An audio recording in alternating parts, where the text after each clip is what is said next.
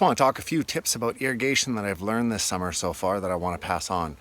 Number one, try and make your taps at a higher level.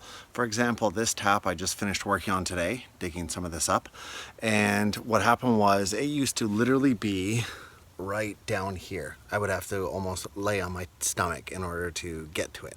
And so I just went and bought the pipe needed to extend it up, and now it's at such a level that I can easily just at standing level reach over without having strain on my back. Now this may sound like a really silly thing, but when you think of how many taps you may turn on or off and how many times you bend over in a day, what I'm finding is whenever possible, try and remove any up and down movement, basically, whether it's your sorting table, whether it's your tool cupboard, whether it's taps. Really, you're bending over a lot throughout the day, and I find the number one thing that gets abused is my back.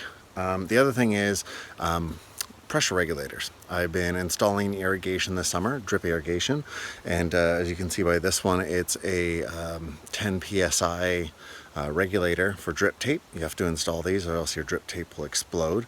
And I'm just going to go around to the other side and show you what I mean about what to do with these pressure regulators and what I've learned.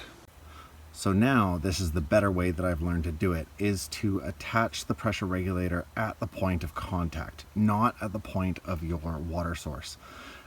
Here we're just merely on the other side of where that tap was over there, and now this goes out to my field over here and regulates all of this drip line. So this way I don't clutter up the space like I did last time. There's no strain on it, and the chances of it getting snapped are less. Of course, you have to accommodate this to what you need for your system, but basically put your regulator at the point of connection rather than at the point of water. So when I first started my irrigation adventures, I took my pressure regulator and I made a point of attaching them to hose bibs. Now this sounds great, and I'm going to show you this kind of monstrosity I have going on here. What I've done is I've talked about these in other videos where I found splitters for $1 at the dollar store, and so this is what happens. But after a while it starts to get quite clustered, and as I said in the previous clip there, I plan on making this one so it's not just in the bush, but rather standing up so I don't have to bend over every time. But what I've done here is you can see I have my pressure regulator.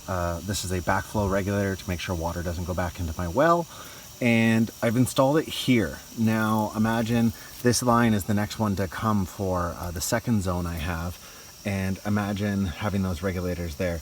Part of the problem is that you have stress on the regulator itself, and just the likelihood that this gets kicked, knocked around substantially higher. So I haven't been a big fan of this system. It's just kind of creates more clutter around an already busy area, and so I'll show you what I've learned. I think is kind of better practice, but I haven't really seen it in other videos.